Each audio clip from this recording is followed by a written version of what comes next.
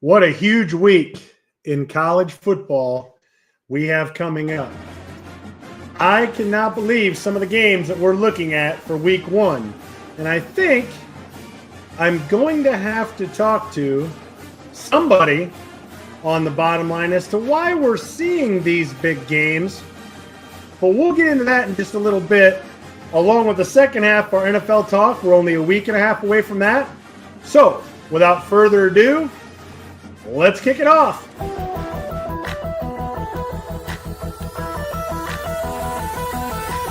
And that's the bottom line.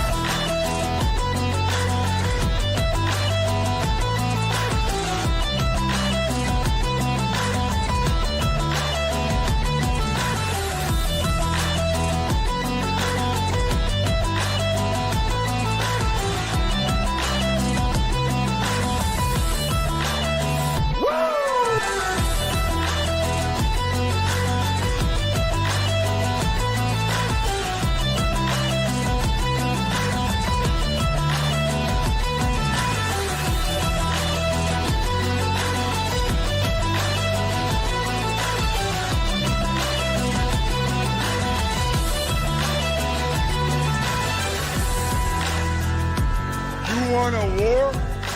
You're gonna get one.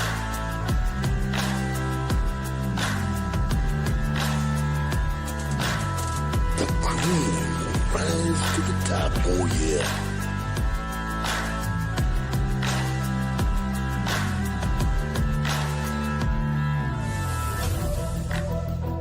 Now you wanna get nuts?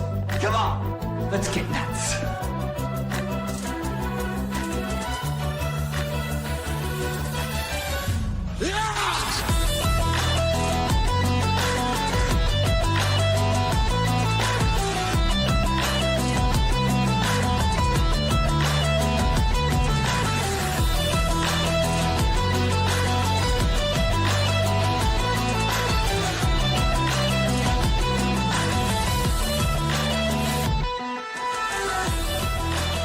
Hard work pays off.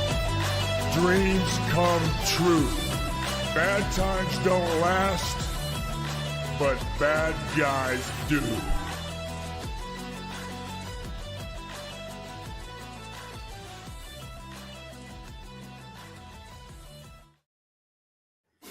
Time to kick off episode 5.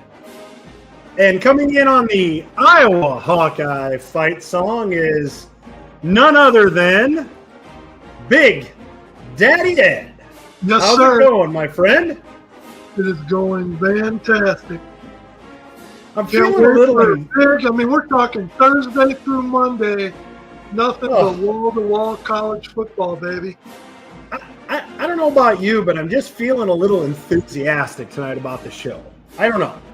I mean, this Hawkeye fight song isn't really doing it for me, but I mean, I guess we'll have to deal with it. So Okay, so who we bringing on next? Because I got we better just get Chad out of the way. I mean, we gotta. I mean, GBR, baby. It's opening weekend. Let's go. Nebraska's going to find a new, different way to lose a 3-point game. Let's hear it. Hey, they're talking about Nebraska potentially cracking.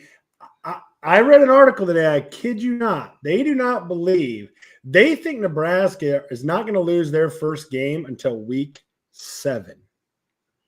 You know, as a police officer once asked me while I was sitting in the back of a car at the ripe old age of 16, are you smoking them left-handed cigarettes back there? Well, it wasn't me that's saying that. I'm just saying I read an article, and they don't believe that Nebraska is going to lose their first game until 7th week of the season. Well, we'll see about that. So before we bring on this last guy, we better let everybody know that this may be a fight song that you don't hear that often.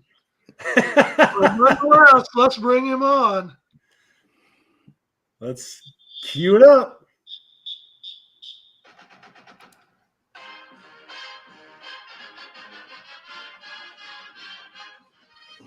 Read it and weep, baby. Read it and weep. Lumberjacks, cougar bait. Let's go. Who's that? You can name that song. Yes, sir. You get 3 free Super Beef burritos from your local Taco John.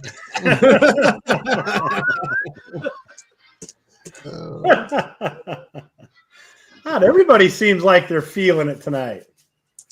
It's How many? I exciting. mean, Chad, I have to ask you. I have to ask you this, Chad. How excited are you for Texas, Ohio State, Notre Dame, Miami, LSU, Clemson? I'm very. Week? This is a huge week. Who would have thought they'd ever start out the first week of the season like this? This is crazy. Okay. This is like the first weekend of the playoffs right here. Ladies and gentlemen, just to let you know, that is how you set a bear trap and the bear walks right into it. It is because we have this playoff system that we have these games. Chad, welcome to the club. No, Embracing the playoff.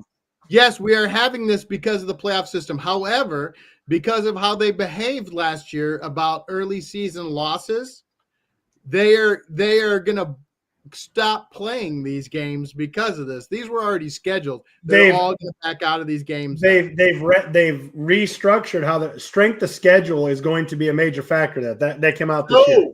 Strength of schedule is going down in priority. That's what I heard. No, strength of schedule is a big part of it because they're trying to encourage it. That's why the SEC is switching to 9 games, and then their non-conference opponents are going to factor into it. The only preface on which, Chad, you'd be technically correct is on the automatic bids for each of the conference champions. But outside of that, to Eric's point, I think strength of schedule is very much still in consideration and high up on the totem. Because college football is loving these matchups that, Well, they could have done this. They could have done this with the BCS. They just didn't. I mean, I have a hard time believing that the playoff system is really driving these games, but okay. Well, 100% it is, because if you think about under the BCS, you had 4 slots. Okay. Yeah. And Ohio State could not afford to lose 2 games of 4 slots. Now, if Texas or Ohio State loses, whichever one loses, probably Texas, then Texas isn't out of it. Ohio State wouldn't be out of it either way. What you're saying is the regular season has less importance. No, what I'm saying is That's what we call a bear trap. And then the bear steps in it, and then you clamp down on the bear. That's what we call a bear trap. What I'm saying is it makes the regular season more interesting, Chad, because we don't have to watch Texas come out and play the University of Texas San Antonio, or we don't have to watch Notre Dame come out and beat up on University of Pennsylvania, wherever it is. We actually get to come out and watch Texas play Ohio State and Notre Dame play Miami instead of the School of the Blind or Colorado School of Mines or whatever school they're picking on for the first 3 weeks before they get into conference play. That makes regular season USD. Yeah, well, we had to play Kansas State in week 0, man. We need a break. Yeah, but did you see John's comment, Eric? You got your money. Yeah. I know, John. Listen, you can't ever give any credit where credit is due. So anything that you say is null and void. You have to come from some sort of legitimacy or backing to make a difference. And you're just digging, and it's nothing burger. You I'm in too good a mood to even let John get me down. You realize, of course, Eric, this whole school theater bear trap thing, that's going to go on all season long. I'm going to make fun of that all season long. Yeah, because you stepped in it. You're actually making fun of yourself, which is not Doing your insanely effeminate. You see, everybody, that's what we call. Oh, here. And you stepped in it. And you. Yeah. Walked right into it, bud. Yeah. Look at That's you. how you Everybody set comes it together. and you points pull it. their fingers together. Anyway, I've had enough of Chad's whatever 14-year-old voice. We got too much to talk about. Too much to talk about. Where are we going first, Ed? Are you hosting or am I hosting this? We got to figure this out. We should know. You go ahead and run with it because, but he gets tired fast, Eric. we can run the teams. He does. I mean, we've got 10 games to go through that we're picking tonight. So, So should we do? As the Big 12 spokesperson, I should to speak up on Mr. John David's comments. Arizona State last year would refute your claim, sir. So you can stick your Big 12 Pee-wee where the sun don't shine. Well, he's not gonna handle having two Big 12 guys on here at all. He comes from an independent where we don't have to commit to anything. Yeah, So yeah, that's the other thing. Now they're saying because of this, Notre Dame doesn't have to join a conference. That's true, and that's the one drawback. So That's why Notre Dame is so fiercely opposed to 4 Big 10 schools, 4 SEC schools, 2, and then 1, because that only leaves 3 spots left for independent teams or for out, Or you just say if you're not in a legitimate conference, you don't get to be in the playoffs. So I 100% support that. I do. I think you should have to go through the druthers. I mean, let's face it. Playing a conference schedule, playing for a conference title puts a lot more stress on teams than not. Yeah. It adds another layer to it that your independent doesn't have to go through. That's okay, fine. John. Yeah. You John, keep your that's money. okay. You don't play in the money playoffs. and just not be in the playoffs. Mm-hmm. well, they're going to be tested this week. They got one of their only big matchups of the year. They got number 10 Miami. It's going to be a part of our pick'em segment. So, Well, before we get to the pick'ems, let's just do the power rankings quickly, because I think probably the only power ranking that's going to change is the Big 12. Yep. So let's put up I'll just look at the SEC just to remind everybody where we're at with the SEC. Obviously, with no games being played, if you tuned in last week, you know why I have the teams where they're at. We're not going to go through them again. And I pretty much just went on a little strength of schedule, a little bit of improvement.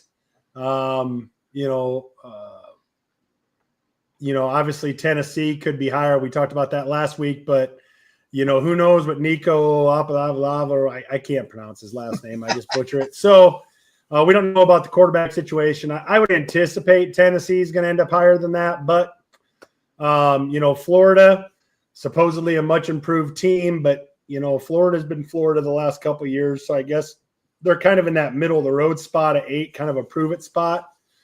LSU certainly has a top 10 roster. Some would say even a top 5 roster, but LSU just hasn't been able to put it together under Brian Kelly. So, they definitely have a chance of moving up, but so you really have Mizzou at 16, huh? I do. I knew that was going to get him. Oh, I know. Man. Look at him. I just The head. know that we have plenty of Mizzou fans out there that are probably thinking, what the right now. So, well, I would say that Eric, you just made him rub his 12 head so much. Yeah. He now has 13 head. What's funny, Chad, is he consistently says, I'm not a Mizzou fan, but yet that's the one thing that he picks on in the SEC list. It's kind of weird. What do you think? Yeah, it's funny. That's the only thing he goes after. He loves his black and coward yellow so much. He holds it so dear to him. He wraps himself up in it. It doesn't matter who. I think he's going to adopt the Steelers next. I think he's going to abandon the Vikings. Kind of a second team. They got their purple and coward yellow. They got there. He just loves it so much. I think he's a Pittsburgh Penguins fan. He's a Pittsburgh Pirate fan deep at heart. He is so deep ingrained in him. He just doesn't know what to do. Well, it's a really sore subject because he all joking aside, he likes to say he's not a Mizzou fan, but clearly he is a Mizzou fan. I would say from 11 to 16. I mean, Mizzou could be at 11. I mean, it's so tough on the backside of this. I would say the two teams that potentially have the most opportunity to make noise in the back half of this would probably be Missouri or 12 Auburn. Vandy was a nice story last year, but I mean, being a top 5 or 6 in the SEC, no way. Oklahoma's under pressure. Venables is under pressure at Oklahoma, but I don't see him winning much. I mean, I think 7 is their ceiling. That's not going to finish in the top of the SEC. So yeah, I mean, that is the SEC power rankings as we get set to go into week 1 of the college football. Now, quickly through the Big Ten, turn it over to Chad. He can kind of give you just a quick review, even though we haven't played any games, of what the Big Ten looks like. No shock with Ohio State at the top. No. And as soon as it pops up on my screen, I'll start to talk about it. Okay. There it is. Here we go. Yeah, we got Ohio State and Penn State at the top still. Nothing's changed from last week. I mean, we'll see where all these teams do. It's these preseason things. It's fun and it's great to talk about. But again, who knows what the hell's going to happen? Who knows about team chemistry? Who knows about freshmen that are going to appear, transfers that are going to be impactful? You just never know. But it's fun to speculate about. It's fun to talk about. Everybody's talking Illinois is going to be the shocker of the conference, and they're going to be in the conference title game or fighting for it. I mean, it'd be nice for Illinois that they haven't been anywhere for a while, so that's great. I mean, we'll see. We'll see if Indiana can follow up what they did last year and show there wasn't fluke and have another good season. We'll see with the former Pac-12 teams, how they've adjusted and what they're going to do. USC, can they put it together? Can they play some defense with Orion at the helm? And can Lincoln Riley get this offense going? Can Nebraska win a 3 or 7 point game? I don't know if they can. Will Purdue shock everybody and just go 12-0 and win it all? You never know. I'll give you 10-1 on your money on that one. Purdue's not going undefeated. Just plain fact of the matter. Okay. Moving to the Big 12. Do we have some shakeups here, KJ? Only at the top. Yeah, only at the top. Farmageddon definitely shook up my initial rankings from what we'll call week 0. I initially had Kansas State at the top. I think the game was, I don't know, you tell me if you think differently, Eric, but I think the game was actually pretty well played through most of all 4 quarters. He wouldn't know. He was golfing. Oh, he will. Fair enough. If you listen, KJ, you were interrupted by Ed, but you did ask me a question. And I will tell you, I have watched the game twice, and the game was very sloppy at the beginning. But if you actually watch, did you go back out to the golf course and watch the game on your phone while you're at the man finished? No. Can I just finish? I mean, can we just let a guy talk once? Jesus. Anyway, I thought that's what we did. I mean, I'm not even a Iowa State fan, and I was dressed in green and all kind of. I mean, I was never left the set, watched the whole damn game, and then I start texting Eric, and I got. Well, I'll tell you what I got when I texted Eric.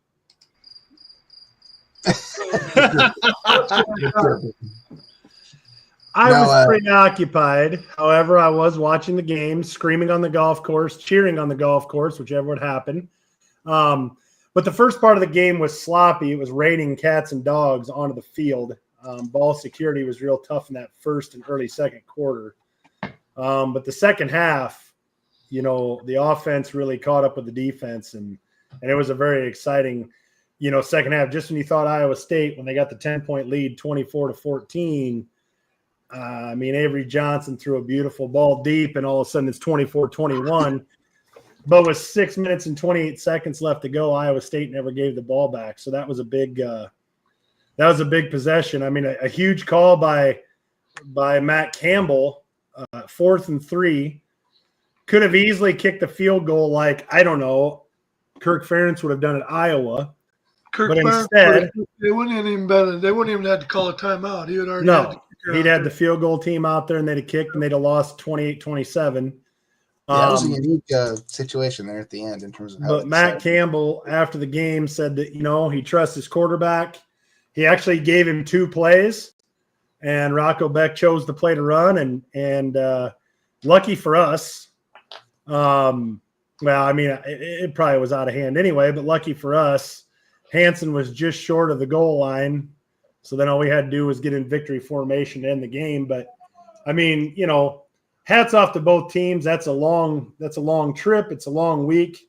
For sure. And they put on a pretty good performance. Now it'll be, coming back, getting, through the jet lag, getting ready to go for this weekend. But they definitely put on a show, and it was a great game. So, I mean, it's always a better game when you win. So, hands down. Yeah, that's really the only adjustment to our rankings, I would say, from what I had the week before was essentially flip-flopping Iowa State and Kansas State. I didn't feel like discrediting Arizona State because they haven't played a game to their detriment. That would have been, I think, a disrespectful move. And while Kansas did get a win, it was against Fresno State, which is not much to shake a stick at, in my opinion. So right. I didn't move them up the flagpole just off of that one little week 0 win. So KJ, let me ask you a question. So what's the one team that you could say is a dark horse that is not out of the realm of possibilities? They could come from the pack and win the conference, like Arizona State. If your preference is winning the conference, yes. Is there a dark horse that could possibly just out of nowhere get into the Big 12 title game and win it? If I had to pick somebody, I would probably say TCU, maybe Kansas. Those would I would say either of those two, to be honest. I mean, okay. UH has been noted to be a dark horse, but I would still be honest and transparent enough to acknowledge, even if we were to happen to buy, which I think could theoretically happen, luck of the draw, if we were to get to the championship, I don't think we'd win. I personally am not while I'm going to cheer for him as loud as any other fan, I'm not 100% sold on the Connor, whatever his last name is, train, the transfer from A&M. So we'll see how that develops. UH has a pretty big QB room, to be honest, but I mean, we'll see. Hopefully Fritz can instill in him enough improvement over the offseason, and he can obviously, shine bright when he gets his on-field debut and opportunity to redeem himself since his last season at College Station. But I think we still lack a little bit in terms of just overall team cohesion to be able to claim that for our squad. Texas Tech is ranked low on my list, but I know most other people have them ranked very high based on the QB and stuff. I'm just not sold on their head coach, and my bias, he probably bleeds through a little bit in this power ranking, I'll be honest. But I also did try to do my evaluation of every team without that bias in play. So I think Utah. I mean, Brett made a comment here, BYU ? But I think if you're looking dark horse, you're probably looking at anywhere from 9 to 16. I would say, 1 through 8. I don't know if I'd consider them a dark horse. Right. I'm at least at this point. I think the caveat, I guess, with Utah, they were ranked on the higher end of, I guess, or higher half, you want to call it that, of the field of teams I had for schedule difficulty. Obviously, people may have difference of opinion there in terms of who they think out of the Big 12's got the hardest schedule. They're by no means the highest in terms of difficulty, but in my eyes, I had them ranked like 11 in terms of 16 being the highest, basically, in terms of difficulty. I had them rated 11, so they're basically in the top 5, you could say. And I don't know, that's just me speaking out loud, but I don't know. They've got 3 ranked opponents. Obviously, they play Texas Tech, Arizona State, and K-State towards the end of the year. But I mean, it really is a toss-up, I guess. Okay. Better take the Big Ten off there. Okay.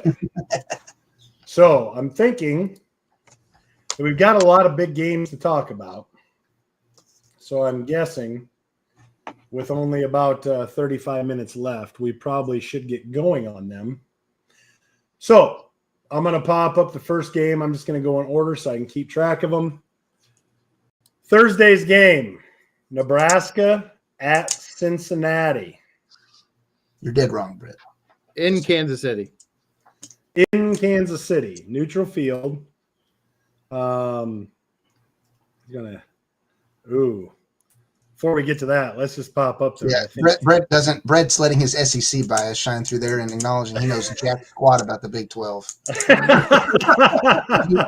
if you actually knew anything about what happened last year, Brett, you know that was our exact record from last season. And for you to insinuate that Willie Fritz could not improve any squad he's leading shows your ignorance as a football fan, respectfully. So, whoa, shots fired. At a minimum, and I will guarantee this with every dollar in my bank account, the Cougs will be 6-6 minimum. And I would wait. Remember, Brett, he I'm did my boys like that, bro. I'm gonna mess you up. So watch out.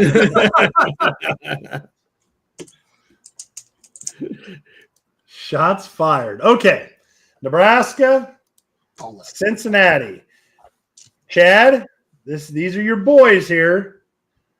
So what are you thinking for this game? Cincinnati, I'll give you some help. Cincinnati is an improved team. Okay, they have improved on both sides of the ball. I'm not saying Nebraska. I'm just coming from a Big 12 aspect. Cincinnati has improved on both sides of the ball. This is not your classic Nebraska versus UNO type of game. And I know how you love to bag on your Huskers. So tell me why Nebraska is a 6.5-point favorite. I think Dana Hogerson and Dylan Raiola is why they're a 6.5-point favorite. I would agree. I think that they're really looking for the offense to take a big jump this year. They brought in some real good skill players. The offensive line is looking pretty good. They're not sure about the front seven. The front seven is where on defense is where things are a little shaky, and we'll see how it works out. But I mean, it is a neutral site game. It's in Kansas City, so we'll see. Maybe Taylor Swift and Travis Kelce will show up to the game since he went to Cincinnati. That's why. That's why they did this, right? That's why this game is in Kansas City. Is Kansas City's first game at home? I don't know. Yeah, that's a good question. I don't know because he's going to be there. He's going to be. He's going to be there. If she's there too, they're going to show him 955 times during that game. I don't. Everybody gets worked up about that. I could care less. I know, but it's like on the field with flowers. Yeah. I think it's hilarious. But anyway, I am with much trepidation and a lot of fear. I am not comfortable doing this, as you can see. I'm going to take Nebraska in this game, and I'm not comfortable doing that. I'm not comfortable. I might throw up right now. Well, Chad, I'm going to piggyback on that. So I'm taking Nebraska as well. So what's your expectations for the season with the high-profile quarterback you guys got going this year? It's hard. It's hard to look past the last 25 years. It's hard for me to believe that we actually have a coach that's going to get this done. We actually have a coordinator that's going to get this done. I don't know. They win 7 games and get back to another crappy bowl. That's my expectation. Anything above that is gravy. As you can see, I'm like a beaten, abused dog chained up in a backyard. So I'm not comfortable with this conversation at all. I'm not in a safe place. ladies and gentlemen, I need a what you are timeout. seeing is the evolution of a Nebraska fan. We have all these titles, and for 25 years, but we won. Last time we won was 97, and we got like 6 of them. We've been enough head coaches and enough beatdowns to where the Nebraska fan has come to the realization, I don't know, 7 wins, crappy bowl, whatever. That's just what. I bet you act like this is new. It's not new for you. Years. It's not new for you, but it's just funny how the evolution is. When you talk to any Nebraska fan, I've got a buddy, lives about 20 miles away, huge Nebraska fan, says the same stuff. I don't know, 6 or 7 games, probably a crappy bowl, whatever. The spirit has been broken. This conversation, I need to go down and get one of my high blood pressure pills and pop another one right now. Brett apparently has more faith in your team than you do, Chad. He's in the comments over here quoting playoff run, man. Yeah. I will say you are an inspiration because every Dallas Cowboys fan should look to you on how they can humble themselves. Well, that's never going to happen. Somebody with championship history be so Brett, when it comes to success hopes. And Brett, from your fingertips to God's ears, that would be fun and exciting. It'd also be bad because I'd be like, okay, now we made the playoffs. Now we're gonna go get crushed by 50 points. Oh my God! You didn't want to be the next. Well, Ed, I'm just gonna jump in here and take Nebraska. I want it to be a clean sweep, so Chad can be like, "Great, now they're for sure going to lose." Oh God, you guys are killing me. We're all unified there. I'm in the same boat. I personally, while other people may quote other games being a close matchup, I think this is a pretty good one. You could argue is a toss-up, but I will say, even while on paper, I think personally, from the numbers standpoint, Sorsby is actually the better quarterback. I can't really bet against Rule. And to your point, Dana's a little cherry on top, at least from an OC perspective, definitely not an HC, because we all know that history there. But on the coaching side, I mean, Rule's at least had a track record of success in the past teams he's led in terms of bringing them to championship prominence within their respective conferences. Cincinnati's guys just has not. So, I mean, as much as I want the Big 12 to win every matchup they have out of conference, that's just not a realistic, I think, expectation. So I would have to agree with you there. Okay. So we got our picks. It's a clean sweep for Nebraska. Chad's happy to hear that. Let's move on to Friday, 7 p.m. Auburn, 2.5-point favorite over Baylor. SEC Big 12 matchup. I'll give you Baylor, KJ. Tell us a little bit about Baylor. Man, I think personally they're going to surprise people, especially within our conference too. Auburn was near, bottom of the pack, arguably, I guess, from SEC standpoint. And while I have to give credence to every SEC school when it comes to us matching up out of conference, I think Baylor's, still has prominence at the QB position. They were, I can't remember if they're the highest team or at least in the top 2 or 3 in terms of rushing last year throughout our entire conference. So, I mean, to their credit, at least they're not, sole source, air raid, what have you. I think that's all going to kind of compound with respect to this matchup. I personally had, what's his name? Walker White, I guess. I think I don't know if he's the guy they're running with or not. No, I'm sorry. Sawyer Robinson. I had him ranked like in the top 3, I think, when I was doing kind of the team ratings for the Big 12. So I think he'll be up there in terms of stats. Beyond positional groups, I guess. They look like the better structured team going into this matchup. So you're taking Baylor. I'm in the same boat as you there. Ed? I got Baylor. And I have Baylor because I'm not a real big fan of Auburn. I think I just don't think Free's going to get it done. I think he's probably going to be out. I also am taking Baylor. Another clean sweep. All right. Georgia Tech, Colorado. Georgia Tech is a 4.5-point favorite over Colorado. This obviously a ACC Big 12 matchup. I just don't know enough about Colorado.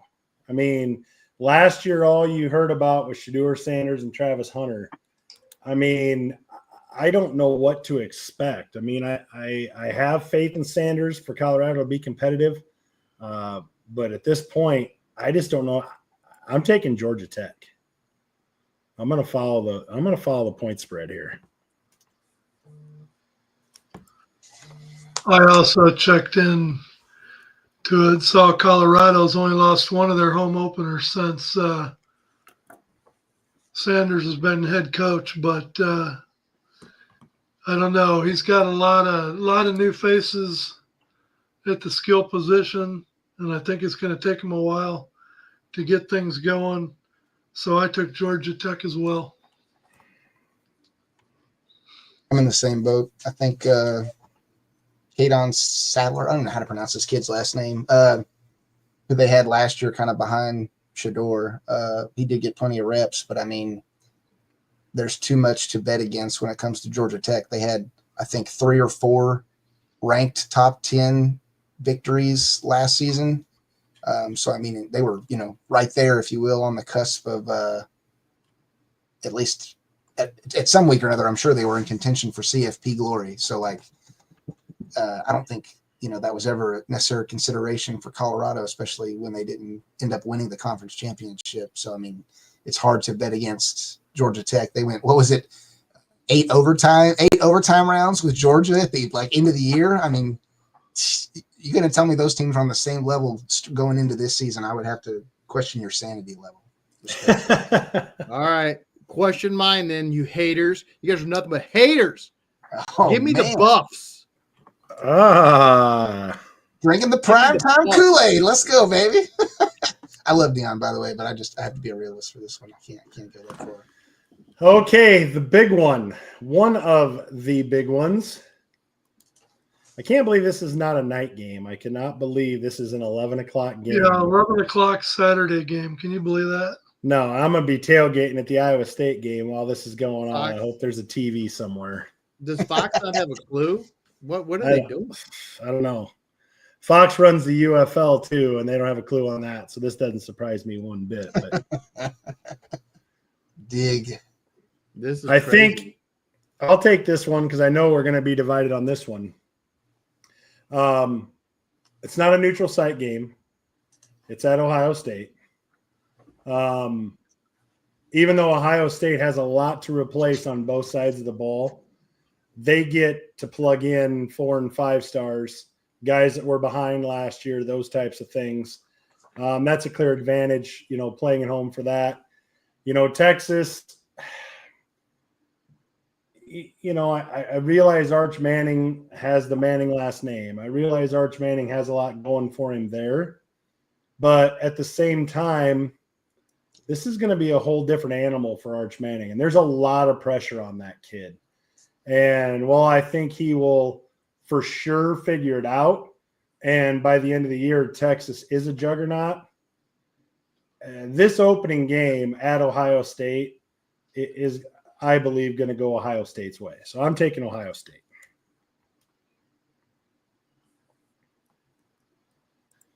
Ed? I've flipped back and forth, back and forth, back and forth, back and forth. I know pretty much all Ohio State's team got drafted by the NFL this last year.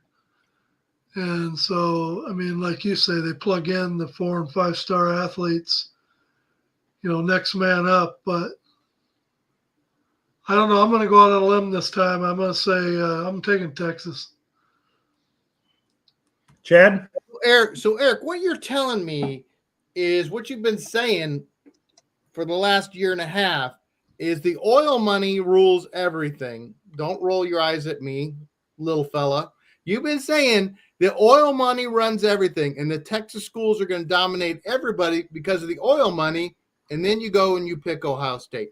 Now, give me young, bright, and the weight of the world on his shoulders, Arch Manning, making his debut as the #1 quarterback in Texas.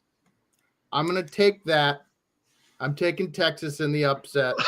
And you are now a hypocrite because all the Texas money is supposed to rule everything. See, All right, there you KG. go. There you go. No. You working with your mouth. No. You have 2 ears. Bear 2 trap. ears. Send the bear trap. 2 ears and 1 mouth. You should listen twice as much as you speak. And your problem is you speak and you should be listening. And what I said was in the next 3 or 4 years, the Texas oil money is going to have a lot of these teams dominating. But because you were too much of this instead of more of this, you missed the whole 3 or 4 years. But that's okay. KJ, who you got? KJ, who you got? For those who don't know, a little bit of KJ's backstory. Long before I was a student and alum of the beloved Red and White, I grew up in a house divided of Longhorn/Shorthorn fans and Aggies. And you know which of those two sides I had to go for. I was raised with my mother, and they all rooted for Austin. So I was a Longhorns fan, first and foremost. Huge Major Applewhite fan. Followed Cedric Benson way back in the days when I was a kid. Of course, now I most of the time I have to be a hater of them, but when you have to pick between states, and when I found out this week that the good old vegetable college decided to disrespect my boy Dave Portnoy, I had to go screw you Buckeyes and go hook 'em horns all day. So this Don't you ever mention the name Cedric Benson to a Bears fan again. I'm sure people are bitter with Ricky Williams too, so he's not the only one who maybe fell flat in the pro. Yeah. No, he didn't have a horrible career. He did pretty That's good. true. Ricky did really good. That's fair. Ricky had a and pretty he did it while, puffing on the side, baby. So, Compared to Cedric Benson's Salam. career stats. Yeah. Rashawn Yeah. Salam he couldn't do the weed and play thing. Ricky could do it. Rashawn Salam could not do it. Could not. KJ went with Texas, right? Yep. that's correct. I got a master tracker, Ed. I'm highlighting for everyone, so y'all don't have to write stuff down if you don't want to. I'll share my screen. Oh no, they like to write stuff down because Dang right. We don't want people switching. They don't trust anybody keeping the accurate records, right? That's what. Yeah. Oh, I thought I picked. No, you didn't. It's right here, black and white. Here we go. Next game. Oh, wait. Let's catch up on the comment board. Big Mike's going Baylor because we haven't been pointing this out. That's Ed's job. I've been trying to run everything else. Andy's going with Texas. So does anybody else want to put your 2 cents in as far as what you think is going to go? Then let's hear it. But I'll give Mike credence to say that I think he's correct in. I don't know about the Baylor game, but definitely I think Texas will be a closing scoring margin no matter who wins. I don't think it's going to be a blowout either way. As formidable as Ohio State Stadium is, I mean, Texas is used to playing in big venues. I don't think that's going to scare them off or throw Archie into a total crux of destruction in terms of, tanking. So, but if you take it off of last year, Ohio State went to Eugene, Oregon and got beaten a close one. Hostile environment. You just said it though, a close one. And Ohio State ends up winning the national championship. Right. Texas could very well go into Ohio State, get beat, and still win the Natty. The one thing I'll say about that, and people call it poetic when it occurs in the same season. I think it's still true when it's in back-to-back years. I mean, the fact that you already have the shadow of Ohio State overshadowing Texas, in my eyes, this is like the mental game that Texas needs to win, because if they don't, and they're right back in the playoffs in a similar situation to last year, it's like it's a mental, we got you already psyched out before the ball even kicks off kind of thing. Oh, so yeah. Listen, I think, as odd as this may sound, I think it's way more of a must win for Texas. Yes. Than it is Ohio State. Because Ohio State would find themselves in the same boat they did last year. And they can use the rallying cry of, boys, we've been here before. Right. Not a big deal. Let's just take care of business. Where Texas, who comes out the #1 team in the season, goes and gets beat up at Ohio State. Now they're kind of scrambling a little bit like, not saying they can't get the playoff. You don't want to be the next Florida State, Texas. Just remember. Right. I don't think it's going to be that bad, but you are correct in that statement. Okay. Northwestern, Tulane. I got Tulane.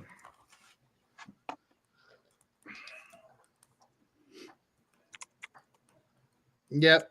Give me Tulane also. We don't get to pick a lot of Tulane games, but no, I think Northwestern is going to continue to be punished by karma for firing the best coach they've ever had. Right. So I think that's just going to keep pouring down on them. So, give me the green wave. KJ? I'm right there with y'all. For those who forget, it was a big news when Mr. Jake Retzlaff got in trouble for breaking the BYU student code of conduct or whatever. But the kid's got an arm, and he's a dang good quarterback, and that's only going to aid Tulane, I think, in this matchup. So I'm green wave all day on this one. Looks like a green wave to a clean sweep. All right. Next one. Go ahead. We may be having Facebook issues tonight. Yeah, we are. It just popped up here that we something's happening with the stream. So there's not a whole lot we can do. That's what we get for playing Houston Fight Song. That probably got us in trouble. Wow. Probably. All right. Shots probably fired. what happened. Next game. Alabama, 13.5-point favorite at Florida State. Alabama? What is Florida State going to be this year? Last year, it seemed like their season died in Ireland and never recovered.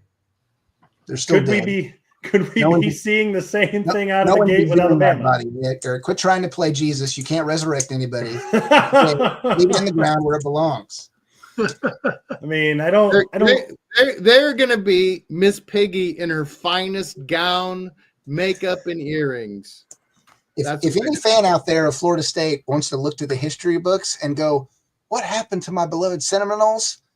I'm going to give you the easiest answer in the world. Scroll back to 2015-16, January 1st or 6th, whatever date it was, Chick-fil-A Bowl, where your legacy fell to shambles and you never recovered. So just putting that out there for history. Wow. FSU? Yeah. Seminole. That's your new name, guys. Seminoles. You get a no, then big L. I'm going to go out on a limb and take Alabama here. Oh, that's where I'm going too. So I guess it's a clean sweep, boys. Pretty short branch there, Eric. I don't think that's much of a limb. Respect. Well, you got to try to make it a little exciting here. Okay, another big game, another top 10 matchup. Finds number 9 LSU at number 4 Clemson. At Clemson, Clemson is a 3.5-point favorite. Chad, Ed? Go ahead. I think the Brian Kelly opener continues. I think that Clemson's going to turn some heads this year. I think Brian Kelly's going to be fighting for his job in LSU after he loses yet another opening game. I'm taking Clemson. What did Brian Kelly call the stadium in Clemson? Little Death Valley? Is that what he called it? Ooh, yeah, I remember that. I'm sure that's hung up everywhere. Go ahead, KJ.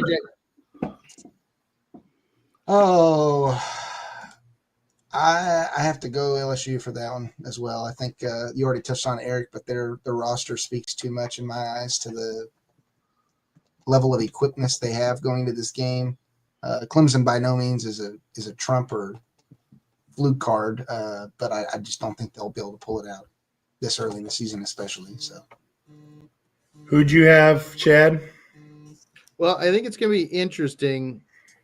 Dabo gambled, and Dabo said, I'm still going to build my team through recruiting with just a few transfer portals here and there, but the base of my team is going to be recruiting. And we all thought it was folly. But it may look like he was correct, or maybe he can do it. Whether it be sustainable and whether it actually happens, those are two entirely different things. But it'll be interesting to see that it's good that he's even gotten this far. Because, 2 years ago, we would have said, Clemson's done. They're never going to be ranked 4, whether preseason or at the end of the season. But give me Clemson. I think I'm with Ed. I think Brian Kelly he just can't do it. I don't know what it is, but he can't do it. And I just think Clemson's going to win this one in Little Death Valley. I am also going with Clemson. I'm a big Dabo Swinney fan, even though I thought, like you said, the transfer portal thing was maybe suicidal for his program, but he's been able to make it work, and he's been able to keep Clemson viable. So give me Clemson in the points. Big Mike's going with LSU by 3. Let's go, Big Mike. Next game, Utah, 5.5-point favorites at UCLA. This 10 o'clock game on Saturday. You're going to have to stay up late to watch that one.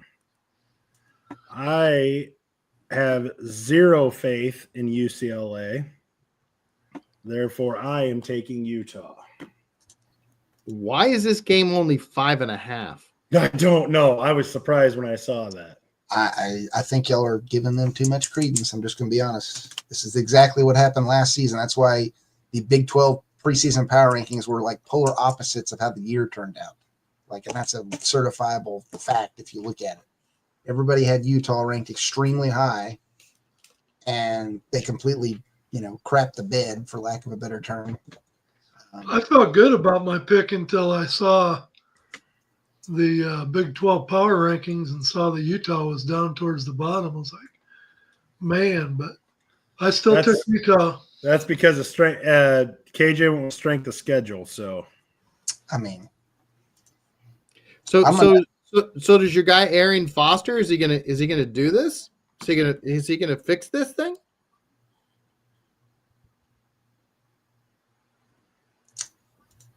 You're talking UCLA, I'm assuming then? Yeah, your boy. Yeah, he was your Houston Texans. He's like their leading rusher in Texans history. What do you think? You don't have any faith in your boy? I have all the faith in him. I just don't have the faith in the Utes.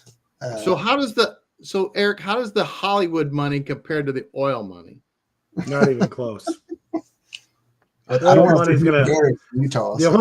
The only oil money the only money that tops Texas oil money is Saudi Arabia oil money. That's fine. Maybe Alaska would be technical. Yeah. I mean, Okay. Yeah, give me the Utes. So KJ, you going with UCLA then? Me and Chad are together on this one. Let's go. Yeah. Wait a minute. Who did KJ go with? I'm kidding. Sorry. That was distracting. Chad's I guess I'm the solo again. This is like 2 rounds in a row now. KJ is getting isolated on the island. So you're going UCLA? Yeah, I'm going Bruins on this one. All right. Correct me if I'm wrong, but isn't that where old boy's name you can't pronounce went? Yeah. Am I mistaken? Yeah. Yeah. Okay. Yeah. I was like, I know my memory's not that bad. Yeah. They got something. Another big game on Sunday. College football is filling up from Thursday to Monday.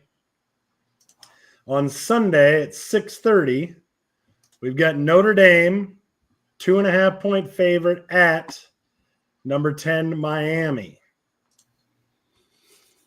We should see John David all over the comment line here. Well, unless he's on Facebook. Unless he's on Facebook. Unless he was on Facebook. Who wants to go first? Well, I'll go first. I think if Notre Dame can get past this game, their schedule pretty much puts them possibly to an undefeated season. So I am going to say that they do get by Miami. I'm going with Notre Dame. The Facebook stream was having problems, Brett. If you've had problems viewing the Facebook stream, that's what it is. It's for everybody, not just you, my man. Yeah, Don't freak out. Get your panties in a wad. Yeah, Eric literally announced it earlier. You probably missed it, but they literally announced that it was having. So I am also gonna go with the little green men. KJ, Give me Notre Dame. yeah, I think we're fairly united here. I don't see Miami putting up much of a fight on this one. well, Miami is definitely better on defense this year, I believe, but they may have taken a step back without Cam Ward on offense. And they're probably still reeling over getting beat by Iowa State in the bowl season. So I'm going to take Notre Dame as well. And then the Monday night game, TCU is a 3.5-point favorite at North Carolina. Bill Belichick's first game as the head coach of the Tar Heels. This is a tough game for me because I have no idea what to expect out of North Carolina.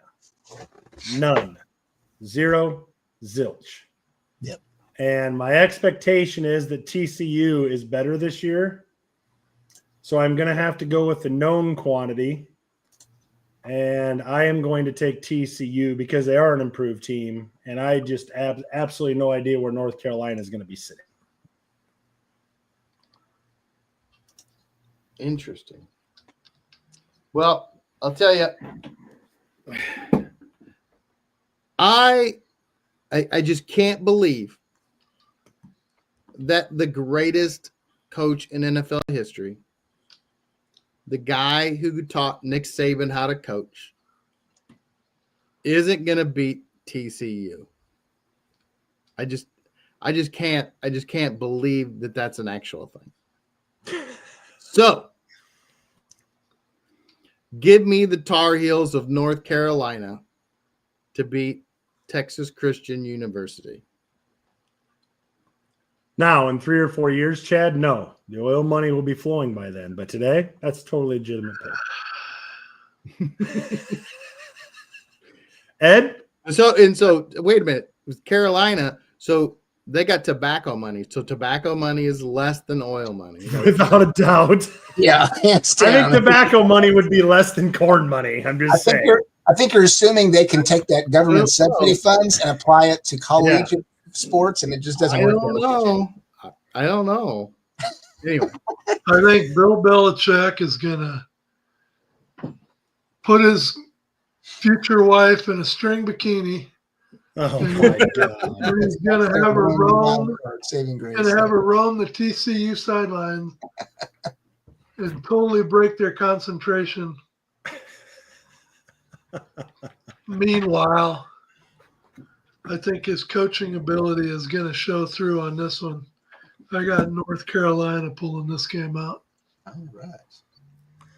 KJ? I respect, as Chad noted, I give all the respect in the world to Mr. Belichick. I do think in due time they will resurge to some form of dominance and national presence as a program. I just don't think it's going to be at the start of this season, especially. Maybe not even this year. We'll see. You couldn't beat James Madison. You couldn't beat Duke last year. You couldn't beat Pittsburgh. I don't see enough on paper to give them the nod, especially on a week one of all weeks. That we know that's a metaphoric trap game for basically every school in the country for the most part. I have to give it to the Frogs. I think Hoover's still a very good quarterback, and the Horned Frogs took my boy Manjack as a receiver, and one of my bold predictions is probably he's going to be their highest receiving wide receiver as a team this season. So I can't really bet against the Frogs in this one. I got to go TCU. Well, I didn't Tobacco Road give Belichick like $25 million a year to spend on players? I mean, maybe he did, but I didn't hear a lot of rumblings about awesome transfer portal acquisition. No, that's so that's the one thing I didn't see. What are you talking about, Chad? That's what he's like, okay. Well, if they gave him the money, I don't know where he used it because, man, with Texas Tech, it was about every other day. Oh, this 4-star, this 5-star. He may have very well used it, to Chad's point, but if it didn't come to fruition with anything acquiesced, then it doesn't really matter, I guess. You don't know that. We don't. But I think that further solidifies my argument. I do believe they will be good and resurge to prominence, but I think maybe he's playing the longer game and, okay, let me go, recruit the high school kids or whatever and build a full phase, full-fledged team. There's no way he's going to go into teenagers' houses and sit at the dining room table with Ma and Paul Kettle and try and get these kids to come. He's gonna hold out dollar bills like it's the pros, and he's gonna get people to come. Just because he's not doing it doesn't mean they, as a program, aren't doing it, Chad. Think about it. Yes, but the head coach has got to be the clincher. Like we've said many, many times, I think we're all in agreement. The head coach means more in college football than any other sport there is. Oh, I'm not disagreeing on that component. I'm just saying. And I truly believe that kids are going to want to come and play for him, even though they're going to be very uncomfortable, just like they were very uncomfortable with Nick Saban. And in time, as Eric stated, I think you're right. We just didn't see it. But I mean, they get a look at the hot little girlfriend at practice, so maybe that helps them a little bit. I don't know. Does she? I wonder if she's at practice. Like, is she around the program? Like, I've heard rumblings that people are tired. Take that off the screen. I'm going to beat your ass, Ed. Take that off the screen. This man keep beating this dead horse to the 36,000th percentile. Hey, he wanted to make sure, KJ, that you # forget. Trust me. Brett has 360-degree knowledge when it comes to college players, but he can't seem to get his funneled brain off of one stupid preseason.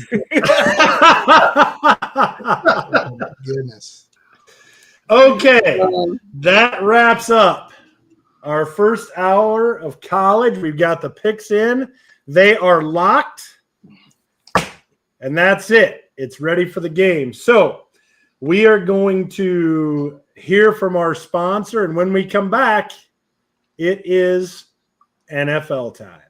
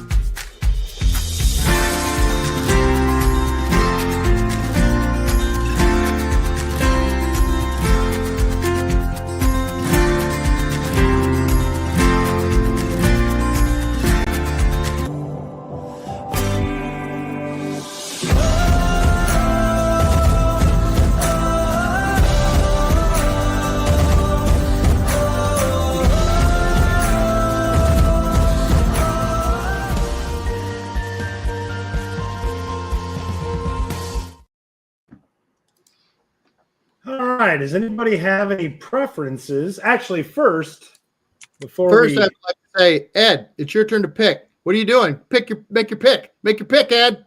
It's your turn to pick in the fantasy draft. Oh, dinner. My 30th anniversary of my wife last night. He's like, "What are you doing, you dumb bastard? You need to go make your pick." That's what Chad does to make me look bad. He waited like 6 hours to make a pick, and then right before the show starts, he puts a pick in real quick, and then that's my turn. Better get on, make a pick, Ed.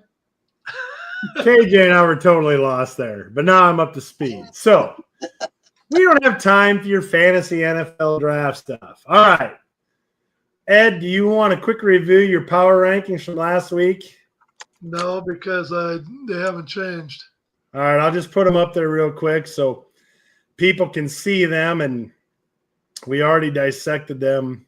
After my preparation for tonight, going through the NFC divisions, though, I do need to move San Francisco way up from the 16 hole, because when we go through the divisions, you'll see why. But well, I mean, Ed, I did make that comment to you when you had the power rankings up last week, but that's neither here nor there. So, and of course, you got Minnesota way too high, but we'll save those until we actually get some games in. I mean, Chad? I mean, Minnesota is a little too high. So he was looking down. I think he's betting on the new cheer squad having way too much effect on the game. I think that's what Ed's counting on. He really thinks the male cheer squad is really going to boost the team's spirit. I really have nothing for that. Ed thought the male cheer squad was going to give the players massages before the game, so he thought that was going to really help them out. So you can't even begin to imagine. The first time I hear that Chicago has added a guy to their cheerleading squad, it's gonna be like the skull chant at the beginning of every show. Ed, let me bring you up to speed here, Ed. The Bears have not had cheerleaders in like 30 years. Yes, that's true. That's because we've done away with them because I think through quit with cheerleaders after 1985. That's when they quit. I think through foreshadowing, they probably thought we are in the same division as Minnesota, and we do not want to end up like them. So we're just gonna make sure we nip it in the bud 30 years before this actually happens. Because they nipped it in the bud, so we don't have guys that look like that on the sidelines. Oh yes, just there whatever. You go. Like the just whatever. Of the Minnesota Get that off the screen. Yeah. Okay. So let's start out with the NFC West because Ed said. Let's see. Ed has a. And that's been deleted. I'm sure it'll be back on there next week. Yeah, I think it will be back on. It'll be back on there. No worries. NFC West. You have San Francisco, LA, Seattle, and Arizona are the teams we're talking about. I will tell you why, and really for only one reason, that I thought Ed's power rankings were crazy when he had San Francisco at 16. Out of the 17 games that San Francisco plays, they are currently only dogs in 2 of them.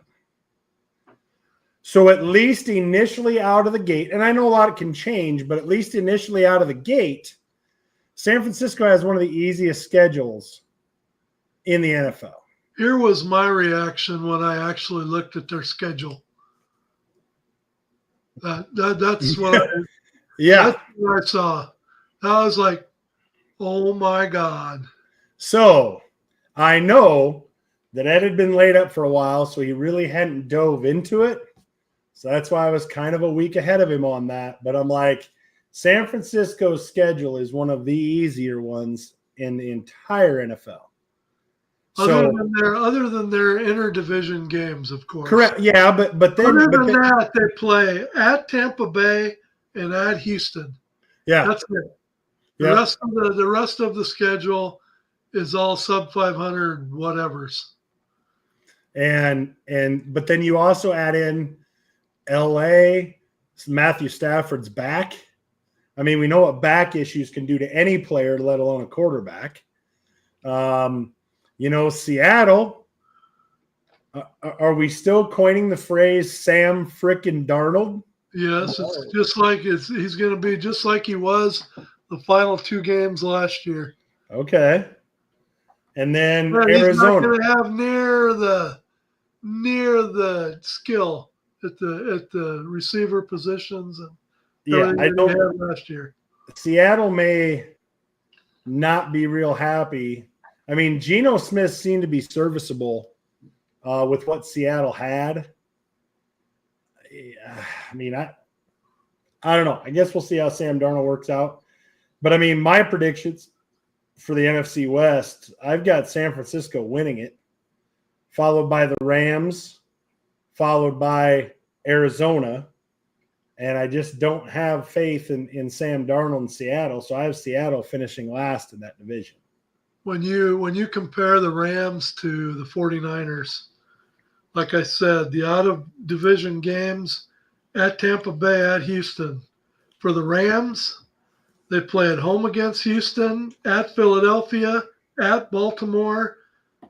They have a home game with Tampa Bay and Detroit and a game.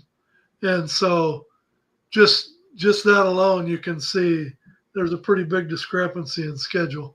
Right. So, I mean, that's why I felt like having 49ers at 16 was probably a little long. What do you think, Chad? Well, I think San Francisco is going to win the division. I think Arizona is going to figure out that they have this incredible wide receiver that they drafted, and they're going to find a way to get him the ball. So they're going to get 9 wins, and they're going to come in second place. Whoa! The Rams are going to come in third because Stafford's back is going to plague them all year long. You imagine the first time he gets in Minnesota Northwest, the Seahawks, Minnesota Northwest, they're going to come in last. You imagine the first time Stafford gets decleated by a blindside 350-pound lineman running a 4.5, drilling him right in the back. All that sitting out for the last 4 or 5 weeks will mean absolutely nothing.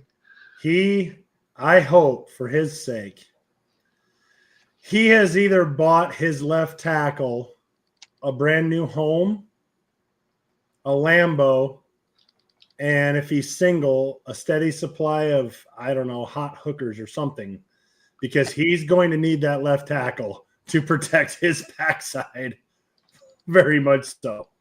Because one hit, whew. Since we're talking injuries, I have 2 pot stirrers to throw out and question you all on just to see what y'all's point of view or opinion is on the matter. So looking at the depth charts, I would argue that LA actually has a better man in second reign, if you will, than San Francisco does behind Purdy. I wouldn't rank Mac Jones as high as I would rank Jimmy Garoppolo. I don't know what y'all's opinion is on that, assuming both were to at some point get injured through the course of the season. I trust Mac Jones about as much as I trust Jimmy G. Fair, but I would say Jimmy's more seasoned. The women love Jimmy G. They love him, but he isn't much of a player anymore. And we're not questioning Purdy's health. Purdy's not going into the season with a massive injury. Okay, fair enough. As a cloud over their head. On that similar front, I guess my question would be, because we all know when he's healthy, it creates the most dominant dual threat component for San Francisco, which why they are rated so high, I think, overall. Eric, you touched on this even, I think, earlier during the summer. How many weeks do you think Christian's going to be healthy? Well, I agree, but I think even though he's not as dynamic, I think with Brian Robinson coming to the 49ers from the Washington Commanders is going to at least give them a little bit better kick, if you will, at that position if something does happen to McCaffrey. Sure. There's not as much – I mean, there's fall-off, obviously, but there's not as much fall-off from McCaffrey to Robinson as there was from McCaffrey to next man up that they had before. Gotcha. So, he's still a very solid runner, proved it last year and has done it for a while, but I think that is going to help them in the running back room if McCaffrey cannot stay healthy. I don't necessarily agree with that. I think Isaac Guerrero is a hell of a back. But like all the 49er backs last year, he couldn't stay on the field, and none of them could. Right. What they need to look at is the strength and conditioning coach and the training staff and say, what are you people doing? What do we got going on here? The question I would ask you then, Chad, is, I mean, what are the odds of that happening again? I mean, look at the injuries that they went through last year. I mean, at almost every skill position, and Williams at left tackle.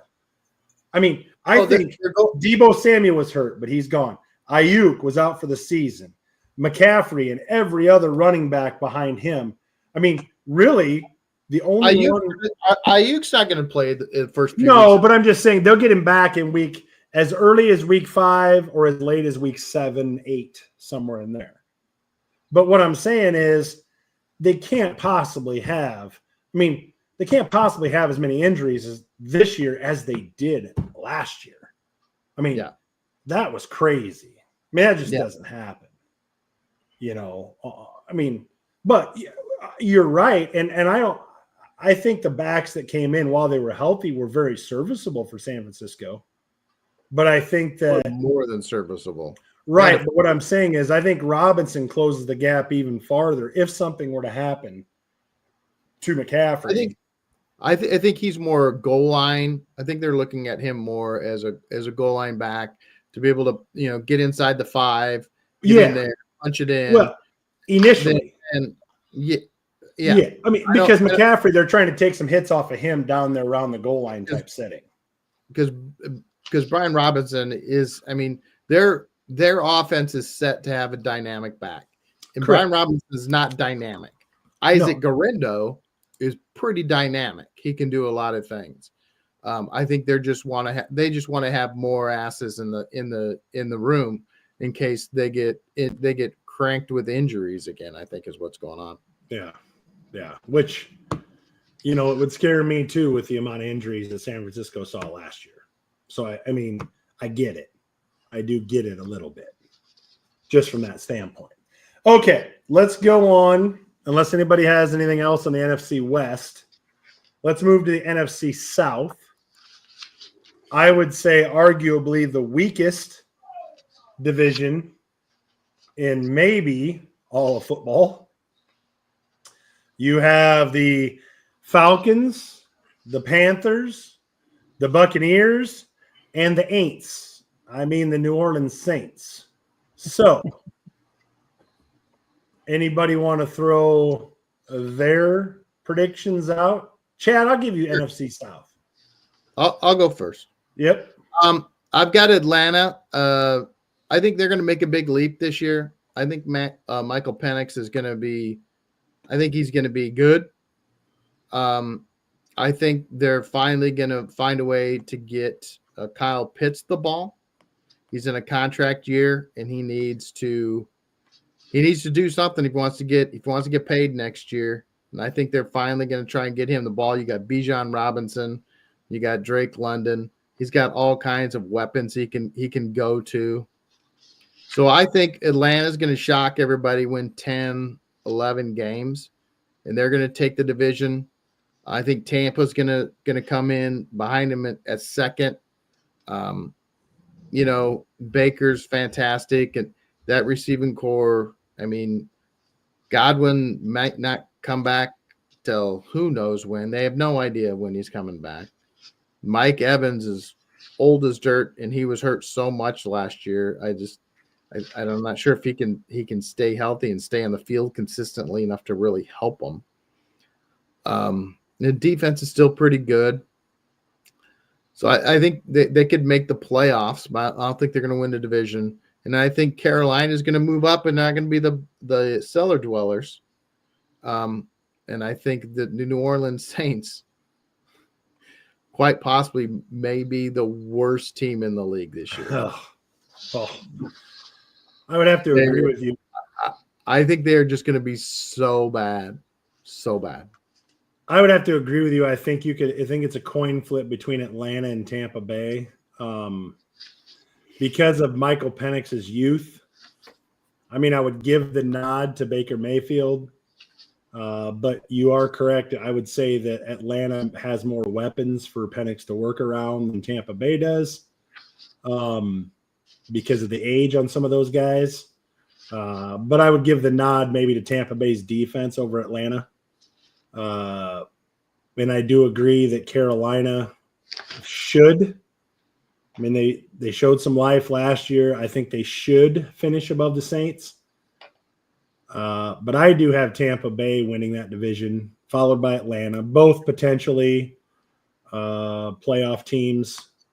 But I think only the division winner is going to be a playoff team because I think the division winner is only going to win 9 games. I think this division is won at 9-8 because I think, last year and I could be wrong, Tampa Bay ran the table within the division, right? That sounds about right. They'll probably do it again. Well, what I'm saying is I don't think the division winner runs the table this year because I think Atlanta and Tampa Bay will split. So that'll be it then. Well, what I'm saying is that's why I think the division winner only wins 9 games, and then by default, and I haven't looked to see if Tampa Bay or Atlanta would have a tougher schedule, but I think that's going to be the difference making. I think Tampa Bay gets in with 9 wins. What say you, Ed? I got Tampa. I even got records. See, you guys fall short of giving record. Again, we all have jobs, Ed. You were just sitting at home all day. Oh, I'm hurt. Oh, I have to have my chest cut open and into my heart. Well, we don't In get to other words, what you're saying is I would switch places with you any day of the week, right? I know. I got Tampa Bay at 11-6. 11? Winning the division because the division is just so bad. Yep. So let's say they split with Atlanta, but they sweep the other 2. So you got 1 loss. So now here's Tampa Bay's out of division games. And I got them losing 5 of these. The Texans, Jets, Eagles, Seahawks, Niners, Lions. At Buffalo, at Rams. So I got them losing. It's like a 50-50. 5. I got them losing 5 of those 7. So I don't think I'm too far off. So I got Tampa at 11-6. I got Atlanta at 9-8. I think Penix is going to go through some growing pains, and Atlanta doesn't necessarily. They play at home against. They get a little better outside the division. They got home against Minnesota, home against Washington, home against Buffalo, home against Seattle, home against the Rams, and then at San Francisco. So a lot of their out of division. They get the Eagles, the Niners, Lions. Wow, you are really, really shining this up, bud. So I got 9-8 for Atlanta, and then I got Carolina and New Orleans at who cares? I got Carolina. Wait, you did them all. You did all the records. We want to hear them. Yeah, Carolina, I got 5-12, and I got New Orleans at 3-14. Don't brag about it if you ain't going to show it, bud. That's the extent of my NFC South. KJ, anything on the NFC South? I mean, if you were to have asked me 2 or more years ago my opinion on Baker Mayfield. I was 100% faithfully, zealotly committed to the hater camp. Would have called him the biggest choker on God's green earth and overrated POS on the planet. But I will say I have eaten my cud and acknowledged where I was wrong, and I am now officially on the Baker Mayfield fanboy train. I think he will lead them to success this year, just like he did last season. I recognize what Chad and y'all have brought up with regards to like Atlanta's weapons and the depth they have maybe there on an argument side when you go tick for tack, one guy by one guy on the receiving core. But I mean, I have to give experience the nod in that sense between those two in a toss-up. I think Tampa Bay will come out with the lead in the division. I don't know if they'll go anywhere with length in the playoffs, but I think they'll definitely take the South. So you think they're going to win 11, 12 games, 13 games like Ed I says? haven't even looked at their schedule, so I'm not even going to try to go full-scale retard like Ed did. I can't, Full scale retard. I can't do that. I'm sorry. Yeah, 13 wins? That's insane. That's about as insane as somebody saying Arizona was going to win 11 last year. Ed thinks they're going to win 13 games. Who? I guess they're insinuating you did, Ed. I don't know. You said Tampa was going to win 13 No, games. I said Tampa was going to be 11-6. Oh, whoa! Now you're changing your story. No, I'm not. I said 11. You said 13 games. I said they'd have one Somebody loss. find that clip and roll. I said they would have one Oh, loss in man. the division. 13 They would have and 5 4. losses out of Oh. division. Ooh, I man. can rewind it if I need to. Oh, man. I can't believe Anyway, They will lose 1 game in the division. They will lose 5 games out of division. That's 11-6. okay, everybody's favorite division, the NFC East. Philadelphia, New York Giants, Washington Commanders, and the Dallas Cowboys. No, you had it right. Go back. I know I did. But... and I only say that because Jerry Jones just rubs me the wrong way. Like he just cannot get out of the way. You look at every contract they have signed. They screwed the Dak Prescott contract up and ended up paying way more for Dak Prescott than they ever should have. They screwed up the CeeDee Lamb contract and then ended up paying way more for CeeDee Lamb than they should have. And now, because we had a handshake deal. Wow, this isn't the 1950s. These guys have agents. There are things called contracts and lawyers and stuff that go through these things to make sure that the I's are dotted and the T's are crossed. You can't just say, well, Mike and I had a handshake deal and then wait 3 months and over the course of those 3 months, the money goes from here and then it goes to here and then it goes to here and then come back to him and say, well, but I thought we had a deal. So, if I was a Dallas Cowboy fan, which would never, ever happen. I could see that. Yeah, right. I would be so just pissed at the way Jerry Jones has operated. And it's mind-numbing to me. I mean, the Dallas defense, and I keep reading article after article that the Jones Parsons, it just gets worse by the day. And I just don't know where they go from here. I mean, that's a distraction. Not that being a Dallas Cowboy isn't a distraction to begin with, but that just keeps getting worse and worse and worse. So as I look at this, go ahead, Chad. Does he get Micah signed before the season starts? Jeez, I mean, and at this point, how long does it take him till he can play? Till he can play like an impactful player? I don't know. Does he get stopped? Does he pull a hammy? Does he pull a calf? Does he pull a groin? It's possible.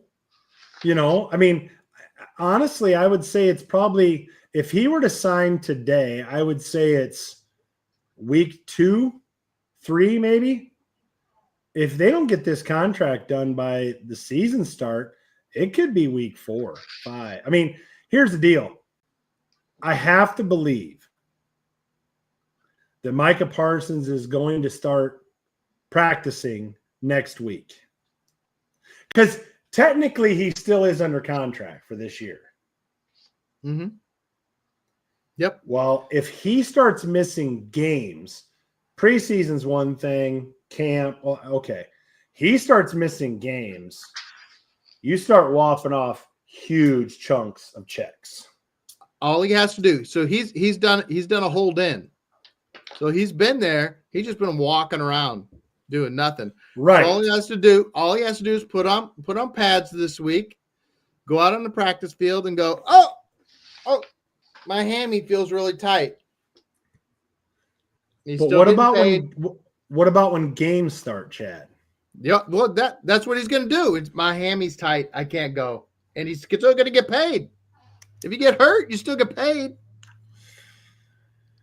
Yeah, I don't know how that works. I don't. Yeah, if they think he's faking an injury or something like that, I mean, that's a breach of contract, isn't it? Doctors check him out. Yeah, everything checks out. That's sore, Doc. Ooh, careful. Yeah. Well, Dallas already come out today and said that the back injury was unfounded. Yeah. That there was nothing to it. Because wasn't there pictures of him at training camp where he's just laying on the practice field and reading a book or something? I mean, it was just like getting to the point where it was a circus. Oh, yeah. And the last thing that Dallas needs, even though it seems to follow them, is a circus. Yeah. But that's just what they are. And Jerry Jones is the ringleader. Yeah, he is. You know.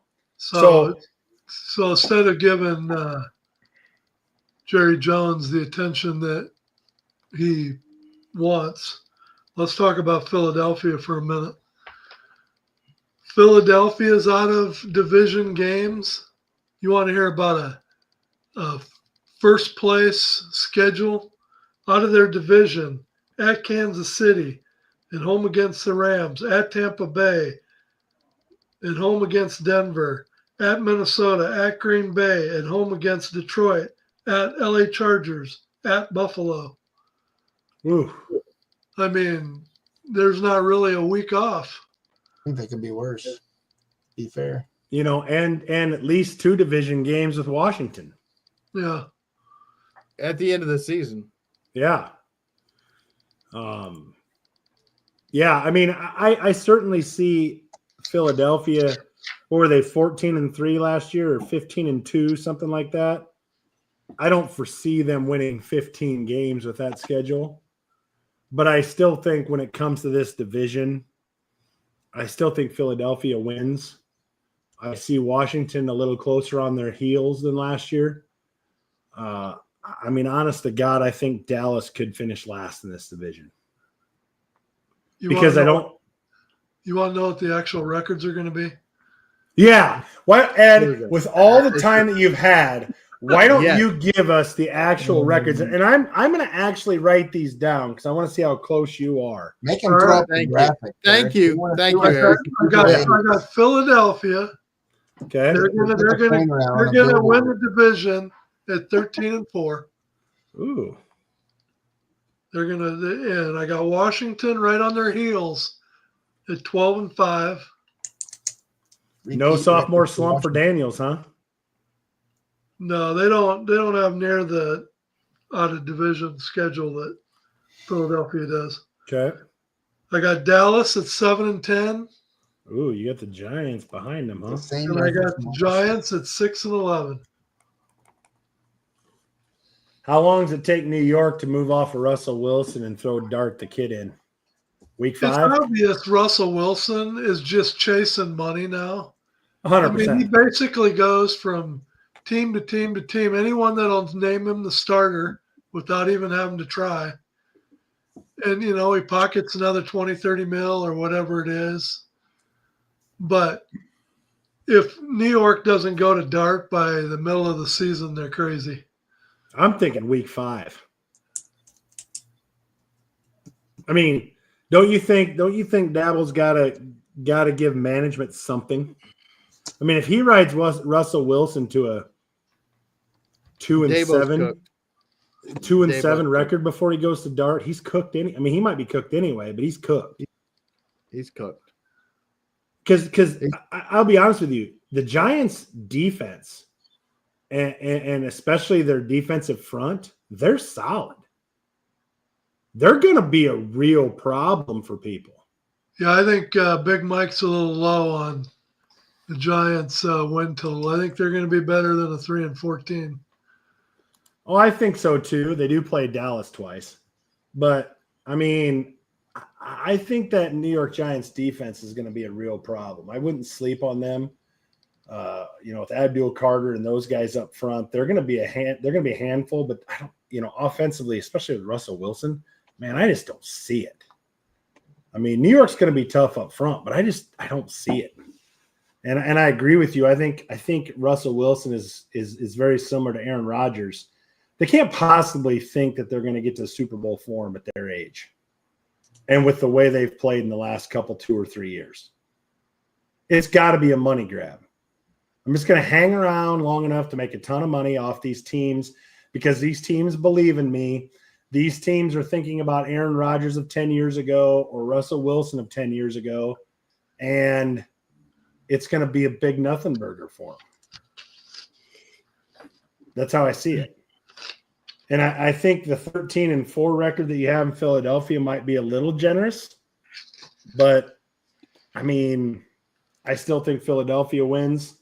Washington, I actually have the Giants better than Dallas because I do think they go to Dart earlier than midseason because I think Dable's got to do that. I just think he does. And he's got to show promise with Dart to keep his job. And it still might not be enough. But he's got to show promise with Dart somewhere to keep his job. Hey, look what we've done with Jackson Dart.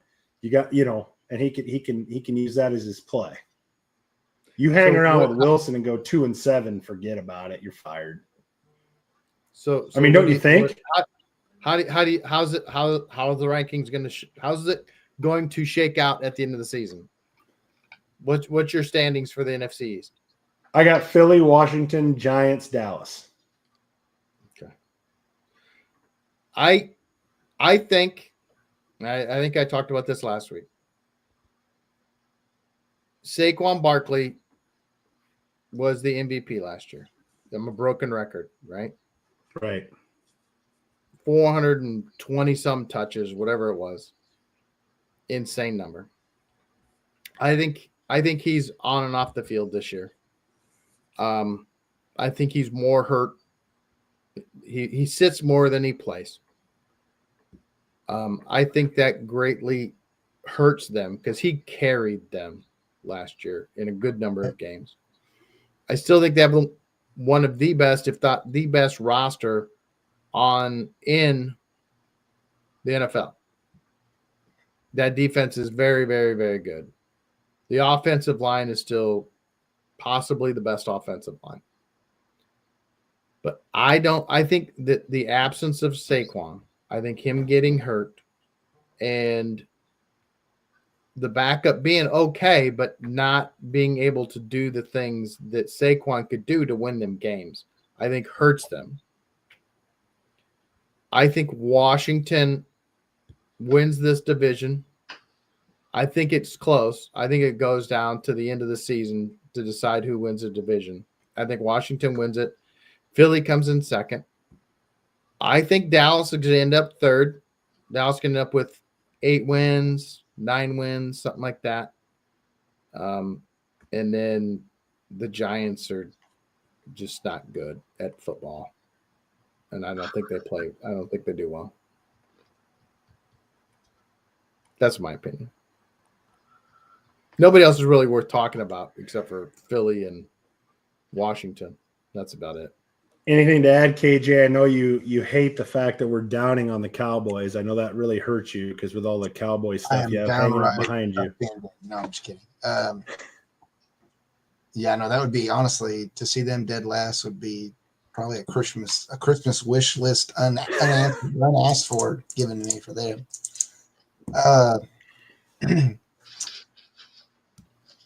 mean, if what Chad says is true, I could definitely see Washington slipping through and taking the lead seed in the East. Because Chad, did you look at it? Do they play Washington twice in the last 4 weeks of the season? I believe so. Here, let me look. I think it's weighted that way. I think so too. I think it's either twice in the last 3 or twice in the last 4, I think. I want to say it's twice in the last 3. Twice in the last 3. So it's like, what is it, like week 16 and then week 18? They play, week 16 and then week 18. That definitely is probably the worst point at which they could face them because they're going to be bogged with injuries to that point, potentially. Maybe Saquon's back by then. Maybe, but it depends on what it is. I'm just speculating he's going to get hurt. No, I get it.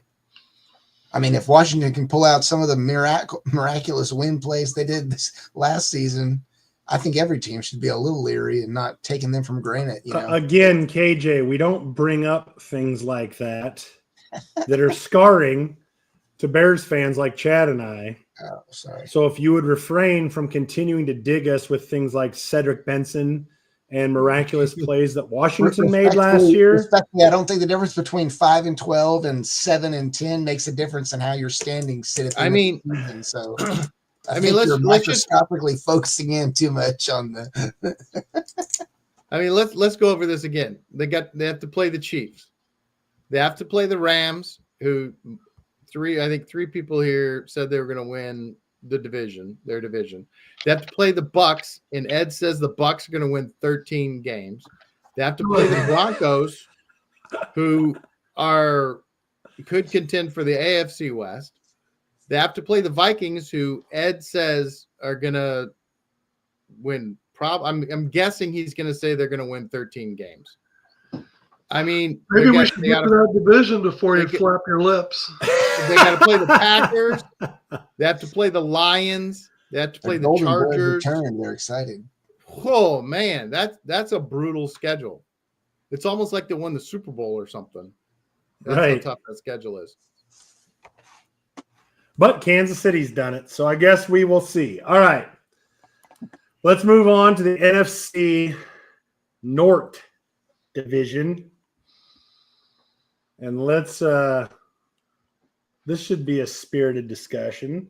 KJ, you want to start this one?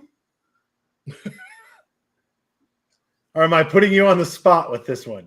No. I can wing a little bit, I'd say. I personally am not as much of, I guess, a downtrodden hater / questioner of Detroit's losses in the coaching front, I guess. So I still hold them in high esteem. I won't say with 100% confidence that I think they're going to retake the North, but they're who at least I would be cheering for, those 4 teams.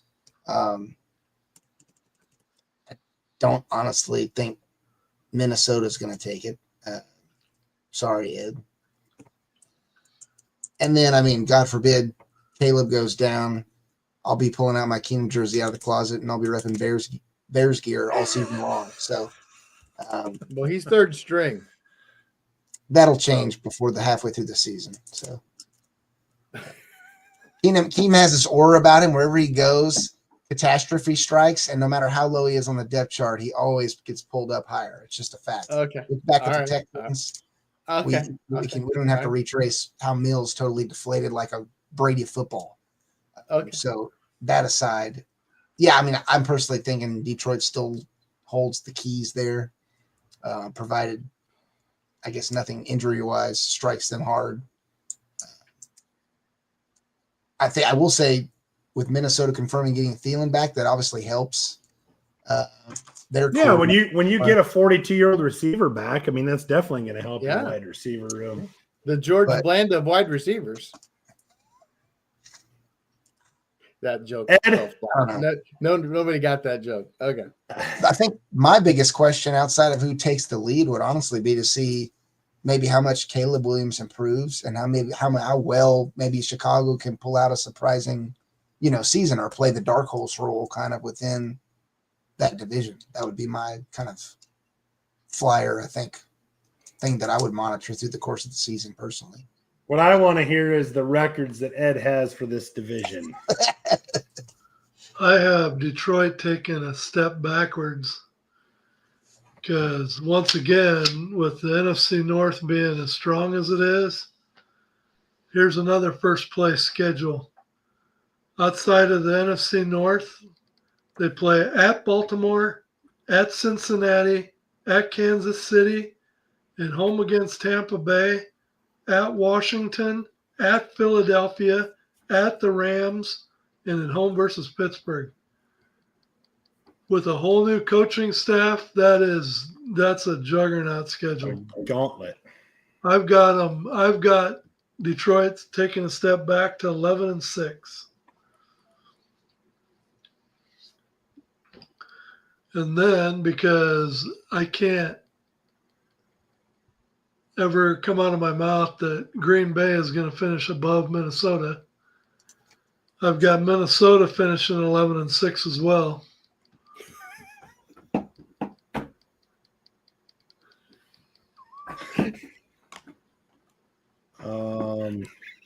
Come on, spit it out, Chad.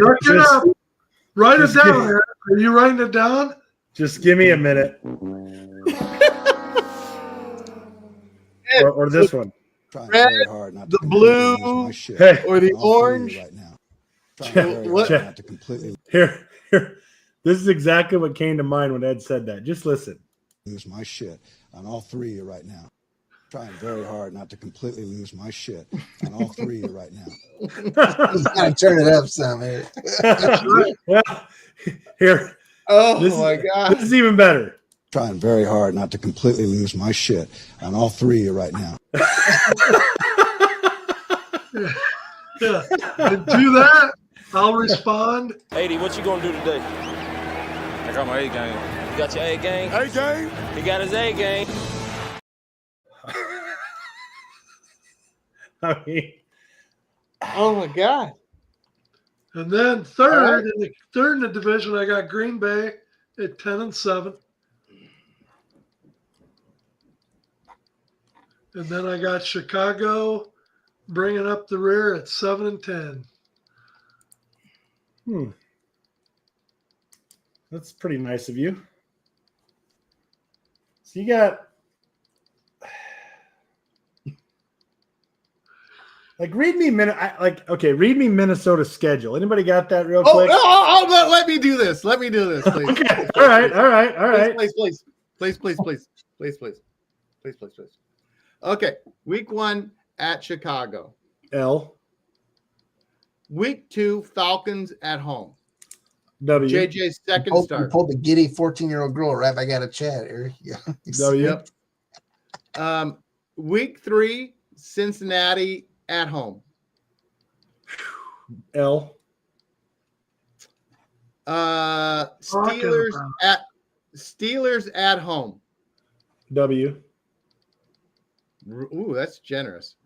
The Browns at home. W. Okay. So realize this According- is 1, according 2, to you 3, guys, 4, it's 3-2. 5 home games in a row. The Eagles at home. Loss. Okay. Now here we go. At the Chargers. Loss. At Detroit. They'll split with Detroit, so I'll give them win-loss. Ravens at home. Loss. Bears at home. I think they're going to split with the Bears. At Packers. I want them to beat the Packers Well, twice. when so was the last time the Vikings lost to the Packers? That's what I want to know. That's what I said. I'm giving them both wins against the Packers. Not because I completely hate the Packers, which I do. When was the last time they beat the Packers with a rookie quarterback? Last year, twice. Who? Sam Darnold was a rookie. He's still a rookie. What? He's still a What? rookie. Sam What? freaking rookie Darnold. That's What? his name was. What? Okay, I got him 4-2. Get in Jolene. conference. Get Jolene. Get her in there. You need to check the oxygen levels in your blood. What do you got, Eric? Ed, I got him 4-2. And get Okay, so keep Jolene. going. Check Keep your going. oxygen. Check, Keep going. shut up and keep I going. got him 4-2 in the conference. Okay. So at Seattle, Okay, I'll give him a W there. Washington at home. That's a loss. At the Cowboys. That's a W. And I will be at that game personally. At the Giants. That's a W. Detroit at home. I already split those. And the Packers at home. And I already split those. I mean, being generous, that's 10-7. That's generous. With a rookie quarterback. One With a game off, rookie and you guys quarterback. act like I'm freaking No, horrible. I am generous with 10-7 because I am not high on JJ McCarthy. Well, you made that perfectly clear. Well, yes, but I'm not just saying that because I don't like him. I have no problem. But JJ McCarthy was not asked to do the things that some of these other quarterbacks were asked to do in college. He was asked to do a lot of handing off and don't screw the game up. You talk about the weapons that Minnesota has. He's going to have to open it up a little bit. Can he do that? I mean, the only body of work we have from him is 2 drives in the preseason, his entire career so far. They didn't even play him this year in the preseason. I mean, that's a luxury. That's the stupidest thing of the whole preseason. Well, I'm just saying that's usually a luxury left to the Aaron Rodgers of 10 years ago and quarterbacks that are a little more established. They hadn't even seen much of him, and they don't play him in the preseason this year.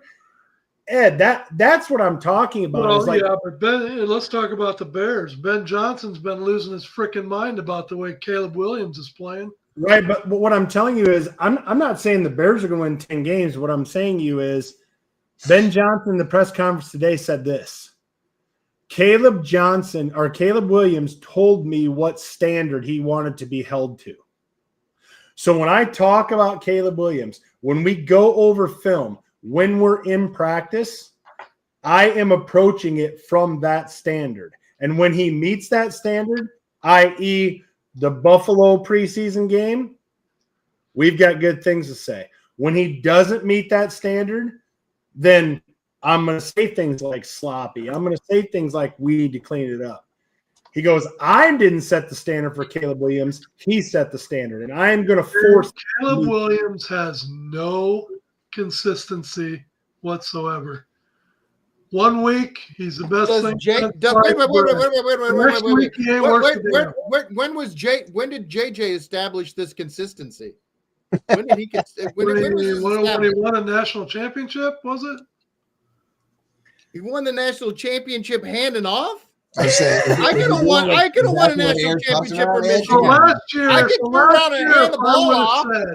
Last year, if I would have sat here and said Minnesota's going to finish 11-6, you guys would made a big ass deal out of it, just like you're doing now.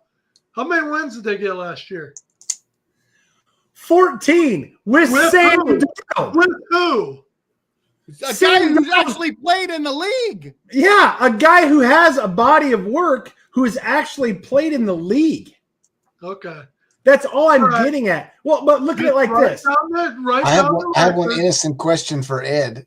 Ed, do you feel like you're experiencing deja vu with the Taco John's Super Big Burritos, baby? Well, all I'm saying is, if I was in a like last year, I said the ceiling for the Bears was 8 wins. We get 8 wins with a rookie quarterback. But what they say last year, the Bears have all these weapons. Okay, we had Moore, Allen, all DeAndre Swift. We had all these weapons for him. Cole Kmet. I still said, hey, we get to 7-8 wins. That's going to be great. But it seems like Minnesota looks at J.J. McCarthy and they're like, oh, I mean, we're 11 wins this year. That's the part I don't understand. They have tons of weapons. I get it. But you're dealing with a college quarterback who operated under Jim Harbaugh, who's not really in college when in Michigan. They weren't throwing the ball over the joint and asking him to do things that the NFL requires of quarterbacks. I mean, they made this example with Brock Purdy today, even when I was watching. They said there's only one reason that Brock Purdy's been able to come to the NFL and do the things that he can do. It's because of the offense that he ran in the Big 12. It relied on his arm. It relied on his ability to process. And it relied on his ability to deliver the ball on time and where it needed to go. Now, J.J. McCarthy may possess those things, but my God, he never really had to prove it. Because Michigan, I mean, they played Penn State and they didn't even attempt to pass in the second half in that game. And that's a big rivalry game within the conference. So what I'm saying is, I mean, I appreciate Vikings fans being really high on their quarterback, but I mean, it just come to me, and I'm not, it's fine, but to me saying, I got him at 11-6 with an unproven rookie quarterback who's coming off of a blown knee. Like, we don't even know what he's going to look like coming off a blown knee. I mean, is pretty bold. That's all I'm getting at. Could they win? You know what you sound like, Ed? You sound like a Cowboys fan. That's what you sound I'm not saying that. But I'm saying it. I'm saying it. You sound like a Cowboys fan. Oh, they're doing it this year. What? What has JJ done to make this is being recorded? I'm glad it's being recorded. But what I'm saying is, if he comes out and does it, hey, kudos to him. Minnesota saw something in him that really – there's not a huge body of work coming out of college for him to say, yes, we have it. If he comes out and does it, hey, kudos, great, awesome. Yep. If he can do what you think he's going to do, then you better lock that coach up for life. You better sign him to a 50-year contract. You better lock him in, because that'll be the greatest coaching feat just about of all time. Yeah, to expect that out of a rookie quarterback is crazy. I'm just going off of what I saw in college. I'm going off the fact that he comes into the league, blows a knee out in like his second drive of the preseason, sits out all of last year, comes back this year and doesn't play hardly any in the preseason, like he's a 7-year vet. And to me, that would be more worrisome than, like you don't even know. Like, if I were to ask you, Ed, if you were to ask me, what does Caleb Williams have to work on? I can tell you exactly what he needs to work on. He needs to quit holding the ball too goddamn long. He needs to stay in the pocket and deliver the football even when he might take a hit. He's got to do a little bit better job of reading the defense to understand, okay, what coverage do I have? And in this situation, what my hot route is. Like, those are just few. If I asked you, what does J.J. McCarthy have to work on? Nobody can tell me that, because we haven't seen him really play. Ed, that's my only thought. Why do you think? What was their strategy behind not playing him at all in the preseason? Yes, that's a great question. Because essentially, they didn't play him at all. What is their strategy? What's their thinking? Can you explain that to me? Because their quarterback room behind him, if he was to go down in the preseason, they would have no shot. They have Carson Wentz now. But like Eric is saying, I totally agree with the fact that he should have been playing in the preseason. I don't know why he wasn't. Why he wasn't, I don't know. But they bring the other teams in days early to have practice with other teams. I'm sure he was in there every day for practice then, so I don't know. Just get your popcorn ready. Okay. All right.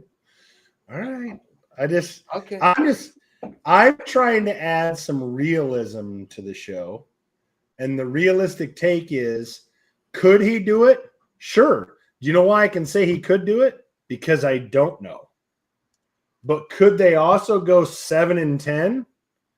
They could do that too. They also Why? go 3-14. Yeah. I mean, because we don't know. He could throw 35 interceptions this year. Yeah. Because he's had no reps. He has zero experience. And when it comes to, preseason reps in those inter squad practices and stuff like that, I mean, I doubt very seriously he's seeing a lot of the defense. You're going to see a lot of vanilla stuff in that too, just to, feel guys out. And, okay, this guy, we're going to keep him. He's going to the practice squad. He's getting cut type of thing. I mean, if I were a Viking fan, I would not be near as my outlook would not be near as rosy as yours is, simply because there's just nothing to go off of. If he would have played last year and they would have went 14-3, I'd be like, Ed, 11-6 is a little low. But we don't have any idea. I mean, the kid played 12 games in college, or 13 games. He's never even been through an entire NFL season and stayed upright. So, I mean, all those things would factor into me saying, man, I guess I would have to see it. Just like I said, Caleb Williams. Eric, I would like to propose a suggested idea for the remainder of the season. Anytime we refer to JJ in the remainder of the NFL season, if you'd pull up my graphic that I'm attempting to share screen on, I think Ed can empathize with this merging of two identities. I think that will sit well. JJ talking. I think this was perfect. I think this is the perfect merging of two hybrids, very similar quarterback personas. And we can everyone will understand it. UFL fans and NFL fans simultaneously can get on board and follow JJ McDuggan in his glorious sophomore attempted season. Well, I will tell you.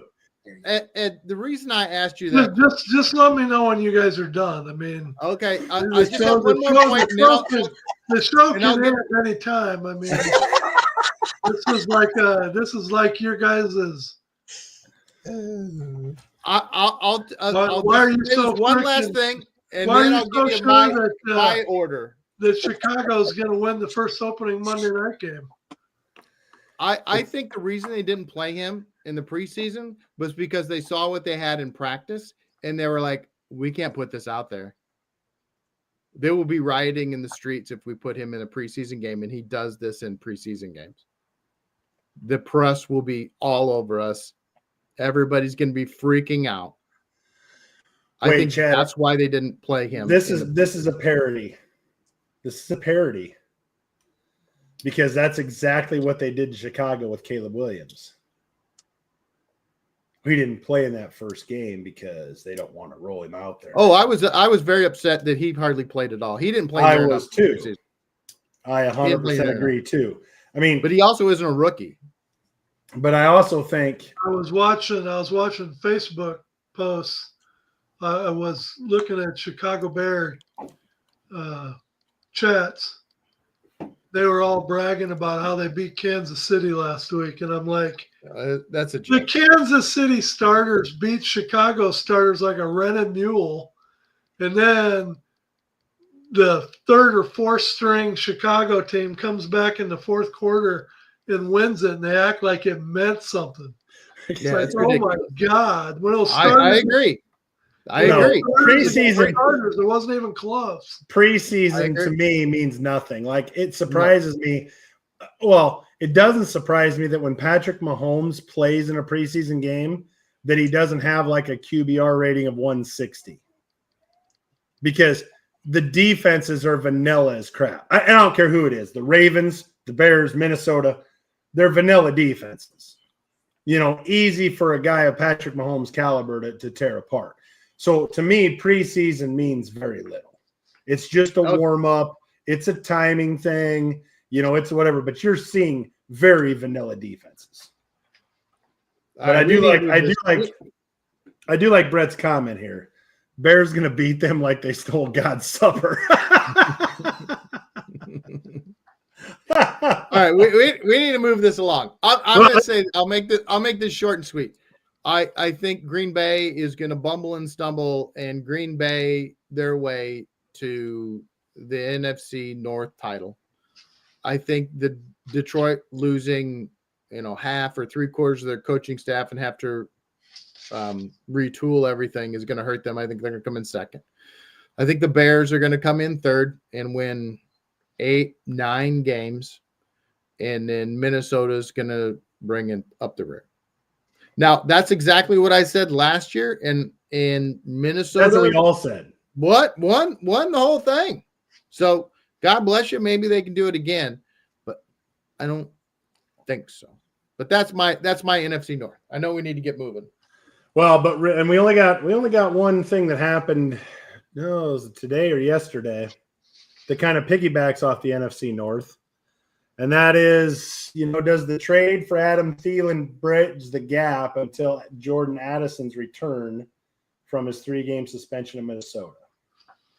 My answer to this is you can't substitute like a guy my age to bridge the gap for a guy of Jordan Addison's caliber. I just don't think you can. I'm not saying Adam Thielen's bad. I'm just saying what Addison can do on the field is a hell of a lot different than an aged Adam Thielen can do. Yeah, they're not going to ask Thielen to do the things that they were asking. Right, Addison. but I'm just saying they're going to miss what Addison can do on the field. Oh, then. absolutely. I just don't think they're anywhere close to the same receiver. Yeah, you're supposing that JJ will be able to get them the ball. But, okay. It would be the synonymous comparison of comparing a aged Travis Kelce to a young Gronkowski. Right. Yeah. Not that Thielen wasn't a great receiver. Right. He's just not Jordan Addison's caliber. But Ed, I mean, how do you feel, Ed? I mean, you're a Minnesota fan. I mean, do you think is you're it a Minnesota to super fan? Is it a Band-Aid? It's a definite Band-Aid. But it's a definite Band-Aid. Addison should boost ticket sales. Just, I don't even want to get into Addison. I mean, it just goes to show he's still a young rookie making rookie mistakes, even though he's been in the league now. What is this, his third year now? Third year, yep. Yep. So, but Thielen, I mean, it's a good feel-good story. I think on X today I saw, his daughter was jumping up and down, and Thielen's like, "We're going home," and they're doing, I mean, that's a great feel-good, and it'd be like, whatever. But I mean, it's a good feel-good. But I don't think Thielen bridges the gap. I think he's nothing more than a Band-Aid to hope that he can, find some magic in a bottle and be that Viking receiver he was, at least for 3 games until Addison returns. I mean, just that point right there, they're excited to go back to Minnesota.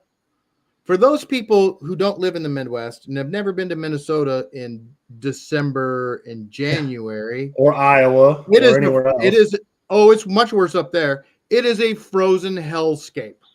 You do not understand. It's insane.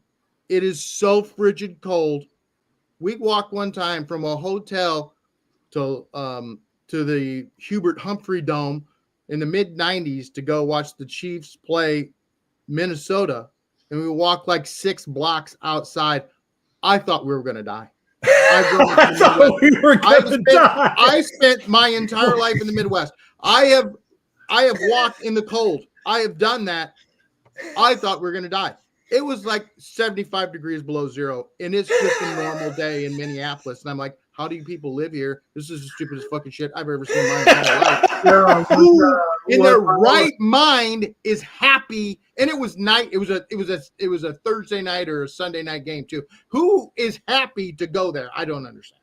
We went to visit my oldest son, who was going to Minneapolis for culinary school. And the day we went up there in January, The high was 20 below. Ugh. The high was 20 below. So for you people, KJ, who don't know what it's like, I was there in it's February insane. for the Super Bowl, my friend. I think I can echo this sentiment. I'm not a hater of the cold, but I still am a Texas boy, so I can empathize with I'm like a hater being of more the used cold. to the I've lived heat. it my entire life. My I'm ears, a hater of when the we were cold. walking into American Bank Stadium or whatever it's called for the Super Bowl game, my ears were frozen so bad I was concerned they might be frostbitten because they were like stinging and burning in pain. See, My wife's hair when we were at the pre-Super Bowl festivities in like downtown, I guess I don't know if it was perspiration or because she had showered that morning. I can't remember, but we weren't outside for more than maybe even not even an hour. And she had like icicles for hair. I mean, it was insane. So yeah, but it was fun. I had a blast, but it was definitely another level of cold. That's When what my you- grandmother. when you That's what walk my on the- grandmother used to do for fun when they were kids. They'd get their hair all wet and they'd go outside and freeze it. My grandma, is that all we had to do in 1920? That was your full extent of Right. fun? entertainment. Oh my goodness. When you're walking on the snow and you hear a crunch under your feet, Oh, you that's know the it is worst. cold. You know it Yeah. is cold. Yep. If you've never experienced the cold of the Midwest and the farther north you go, into Minnesota, into South Dakota, into North Dakota, into Wisconsin, into Michigan, or northern Iowa can get bad because the wind blows here every day. But man, it can be brutal. Frozen hellscape. No one is excited to go there. Yeah. And in the summertime, people, in case you don't know, the state bird is the mosquito because they come this fucking big and they will scare you off. I mean, not me because I'm a giant fatty, but thin people, they get carried away. Yeah. I'm not They're kidding. like Black Hawk joking. helicopters, man. I would argue Houston still hasn't beat in that regards, but other than No. They got No. 10,000 lakes for them to spawn in. Are you kidding me? that, go from Mexico. Don't play with me. Oh, listen, saltwater mosquitoes have nothing on freshwater No. mosquitoes. I That's can't what no. they have Down or 10,000 northern lakes, mosquitoes, fool. The water just sits there. It doesn't move. Touche. All right, we've gone off the rails. It is 10:12. I am going to end this show way ahead of schedule compared to normal. Yeah. But Ed will be back next week, right, Ed? I will be back next week. Next week is the 10th, and then you will have your hiatus after that, correct? Next week is the 3rd. No, I got 2 more weeks before. 2 more weeks, and then because I was a week behind. So yes, Ed has 2 more weeks before I'll get boiled open like a chicken. Before he takes his hiatus, and you're stuck with just the 3 of us for a while. Yeah. We're hoping not very long. We're hoping Ed can suck it up, and it's only a little heart surgery. I mean, I'm sure I can talk like this and just hope I don't fall. yeah. So until next week, I would say follow us on Facebook, but we've had an issue with Facebook tonight. I don't know what that was. Probably the Houston fight song. Way to go, KJ. We try to include you, and then it gets us booted off Facebook. Wow. YouTube, X, TBL Football, at TBL Football. The Bottom Line Podcast on the other 2, I believe. It's a lot easier to watch us on YouTube anyway. So, do we need to cover anything else, boys? Well, the sponge bath that Ed's son-in-law is going to give him, we could talk about that before we go. But No. With Brett's that, comment there. Brett. Jeez. No, gonna leave that one alone. So until next Wednesday, 8 p.m. Central, episode 6, we will have a whole slate of college games to talk about. And It's our gonna be a good first one. opening week 1 of the NFL. Yeah, will be on the horizon. So until next week, see you later. And that's the bottom line.